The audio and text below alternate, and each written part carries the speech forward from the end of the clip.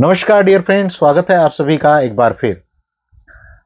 जब हम कोई लॉ ऑफ अट्रैक्शन की टेक्निक लगाते हैं या कोई मैनिफेस्टेशन की टेक्निक लगाते हैं या कोई प्रार्थना हम किसी भी तरह से करते हैं, उस भगवान से, Allah, God, Waheguru, divine power, super power से, जिस भी शक्ति को आप मानते हैं, उस इच्छा को पूरा करने के लिए, तो उस इच्छा का पूरा होने की संभावनाएं, पॉसिबिलिटी इस बात के ऊपर ज्यादा डिपेंड करती है कि आप वाइब्रेशन ऑफ प्रेजेंस के व्यक्ति होने चाहिए। अगर आप वाइब्रेशन ऑफ एब्सेंस के व्यक्ति हैं तो इस बात की संभावनाएं ज्यादा हैं कि वो विश पूरी नहीं होगी। ध्यान से इस चीज को समझिएगा, क्योंकि इस चीज को अगर समझ लेते हैं तो फिर कोई भी प्रार्थना करेंगे, किसी भी तरह से करेंगे, कोई भी टेक्निक लगाएंगे, तो वो सारी चीजें आपके लिए बहुत बेहतर तरीके से काम कर सकती हैं, क्योंकि ये चीजें अध्यात्म के तरीके से भी बहुत परफेक्ट हैं और आप विज्ञान के तरीके से भी बहुत परफेक्ट है।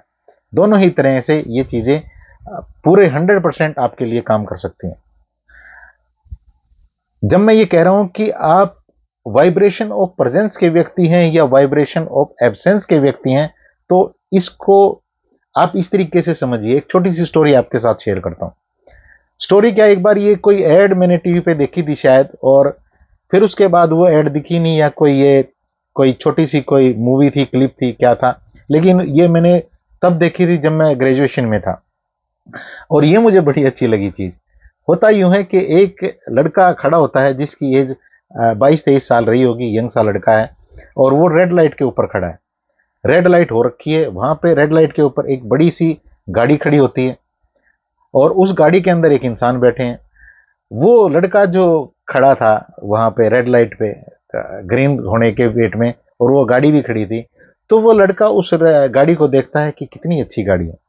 उसका मन करता है, ऐसे विजुअलाइजेशन वो करता है कि काश ये गाड़ी कभी मेरे पास भी होगी। और ग्रीन लाइट हो जाती है, गाड़ी आगे बढ़ जाती है। फिर कुछ टाइम बाद दिखाया जाता है कि ऐसी ही एक रेड लाइट पे तकरीबन 10 साल बाद, 20 साल बाद, ऐसी एक रेड लाइट पे उस लड़के के पास एक बहुत बढ़िया गाड़ी है और वो उस गाड़ी के अंदर बैठा है, रेड लाइट हो रखी है, बगल में एक लड़का खड़ा है जिसकी एज उतनी है जितनी उस लड़के की थी जब उसने वो गाड़ी देखी थी। अब उसके पास गाड़ी आ चुकी होती है। जो लड़का नीचे खड़ा था, वो लड़का अपने बालों में ऐसे हाथ मारता है, और बालों में हाथ मारता है तो बड़े सुंदर उसके बाल थे, और जो वो बैठे हुए थे, गाड़ी चला रहे थे, वो अपने सिर के ऊपर ऐसे हाथ मारते हैं तो उनके सिर पे एक भी बाल ही नहीं था। तो कहने का मतलब माय डियर फ्रेंड, जब वो नीचे खड़े थे तब भी वो वाइब्रेशन ऑफ एब्सेंस में थे, और जब उनके पास गाड़ी थी तब भी वो वाइब्रेशन ऑफ एब्सेंस में थे। अब उनके पास बाल नहीं थे सिर के ऊपर। तो जब हमारी वाइब्रेशन एब्सेंस की होती है, हम ये देखते हैं कि हमारे पास क्या चीज नहीं है, किस चीज का अभाव है, तो फिर हमारी जो फीलिंग है, हमारी जो एनर्जी है, हमारी जो फ्रीक्वेंसी है, वो उस लेवल पे नहीं जा सकती जहां से हम चीजों को मैनिफेस्ट कर सकें, लॉ ऑफ अट्रैक्शन लगा सकें, कोई प्रार्थना हमारे लिए बहुत जल्द काम कर सके। इसीलिए निकोला टेस्ला ने यहाँ पे एक बड़ी सुंदर कोटेशन उनकी है।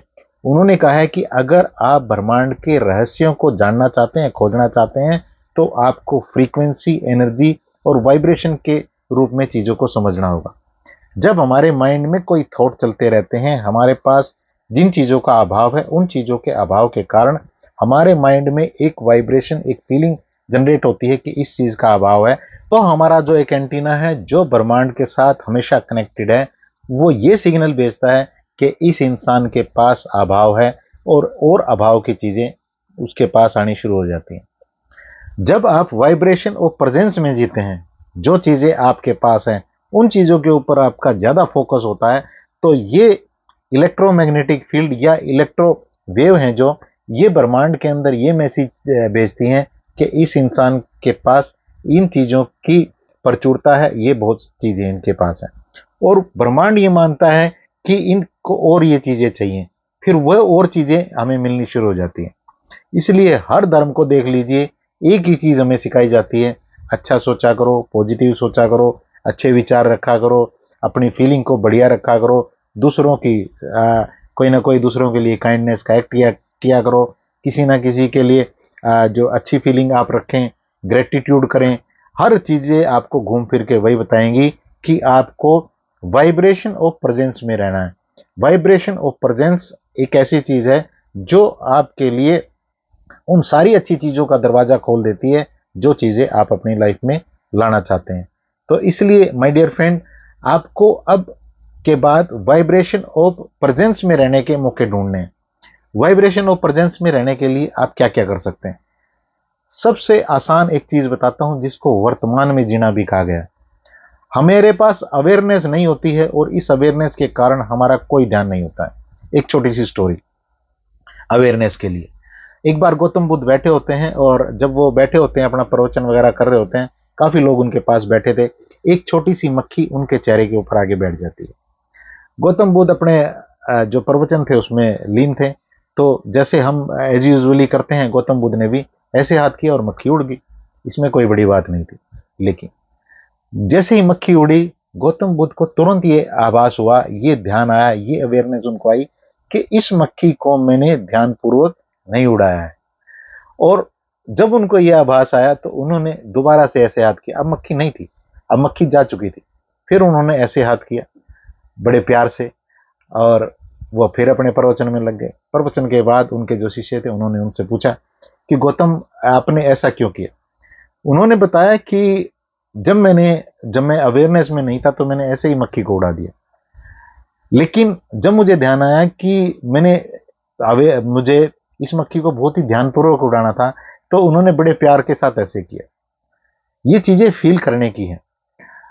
जब आप मान लीजिए मेरे पास ये पानी का गिलास रखा है और मैं बिना अवेयरनेस के इस पानी को पी रहा हूं, एक मैं अवेयरनेस के साथ और ग्रेटिट्यूड के साथ पी रहा हूं और वाइब्रेशन ऑफ प्रेजेंस में जी रहा हूं कि इस पानी के लिए मैं शुक्रगुजार हूं, तो क्या मेरी फीलिंग चेंज नहीं होंगी? और जब मेरी फीलिंग चेंज होंगी तो क्या मेरी जो इलेक्ट्रोमैग्नेटिक जो मेरा फील्ड है, जो मेरी वेव है, वो यूनिवर्स में वो मैसेज नहीं छोड़ेंगी कि मुझे अच्छी चीजें चाहिए? तो माय डियर फ्रेंड, आपको हमेशा प्रेजेंट मोमेंट को एंजॉय करना है। जो भी काम आप कर रहे हैं, इसका करने का सबसे बढ़िया फार्मूला ये है जो मैंने गौतम बुद्ध वाली आपके साथ बात शेयर की, कि हमेशा प्रेजेंट मोमेंट को जीने का ये बढ़िया तरीका ये है कि जो भी कर रहे हैं उसको दिल से करिए, मजे के साथ उस काम को करिए। खाना खा रहे हैं, चबा चबा के पूरे टेस्ट के साथ उस खाने को खाइए, ग्रेटिट्यूड की फीलिंग जनरेट करते हुए खाइए।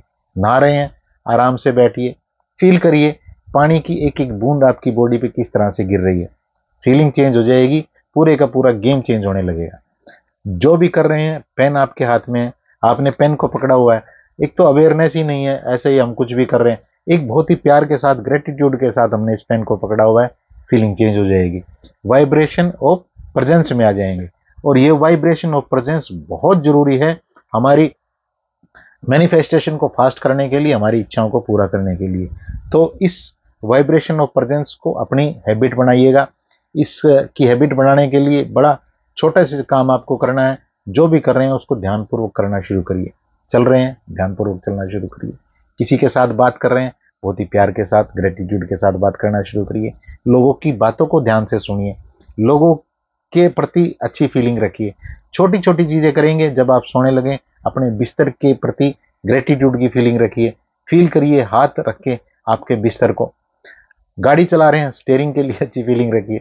हर जगह आप ये चीजें कर सकते हैं और मैजिक की तरह चीजें आपके लिए काम कर रही होंगी। मैनिफेस्टेशन, लॉ ऑफ अट्रैक्शन या जो भी प्रार्थना आप करेंगे, वो सारी चीजें आपके लिए बहुत जल्द काम कर रही होंगी और आपकी लाइफ में वो सारी अच्छी चीजें आ भी रही होंगी। ऐसी मैं भगवान से आपके लिए प्रार्थना भी करता हूँ। जो लोग नए हैं वो चैनल को प्लीज सब्सक्राइब कर लें। इस वीडियो को शेयर भी कर सकते हैं आप दूसरों के लिए, और वो आपके इस कॉन्सेप्ट को समझ के फिर वाइब्रेशन ऑफ प्रेजेंस में रहना शुरू कर दें और अच्छी चीजें उनके लिए काम करना शुरू कर दें। Thank you very much.